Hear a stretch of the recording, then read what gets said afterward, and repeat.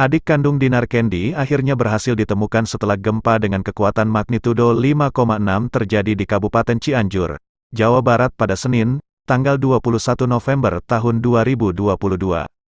Sang adik yang bernama Muhammad Pangeran Giri alias Teteng atau Cecep beruntungnya selamat dari gempa Cianjur yang menelan banyak korban jiwa dan mengakibatkan banyak bangunan dan rumah roboh.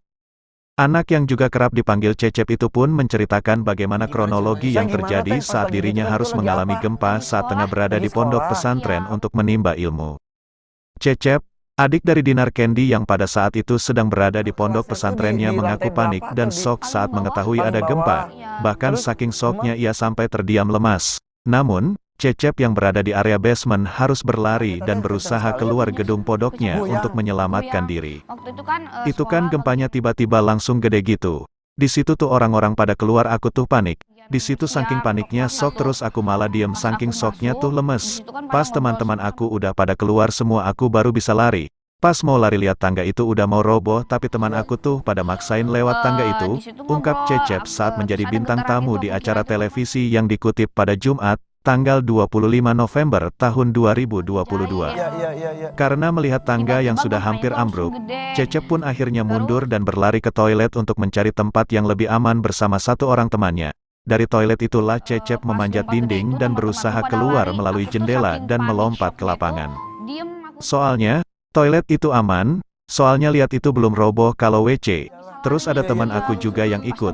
Aku berusaha kan itu ada dindingnya, aku berusaha manjat di situ terus lompat ke lapangan, ungkapnya lagi.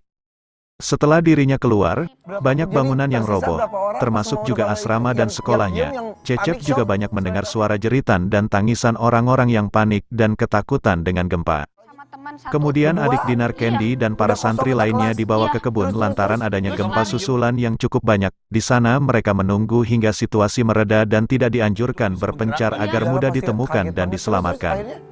Terus udah di lapangan itu semua pada terus baca Asmaul Husna, gitu solawatan, terus itu ada lagi terus disuruh ke kebun. Gempa susulannya ada lagi, kata Cecep bercerita.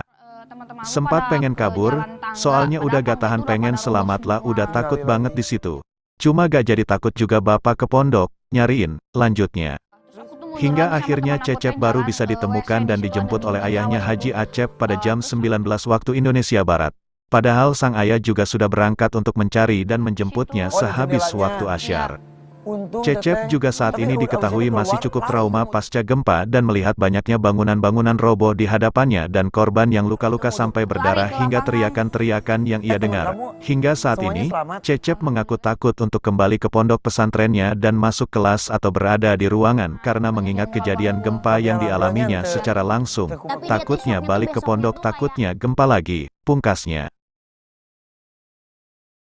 Di telepon temen-temennya kayak Teteng, rumah aku roboh.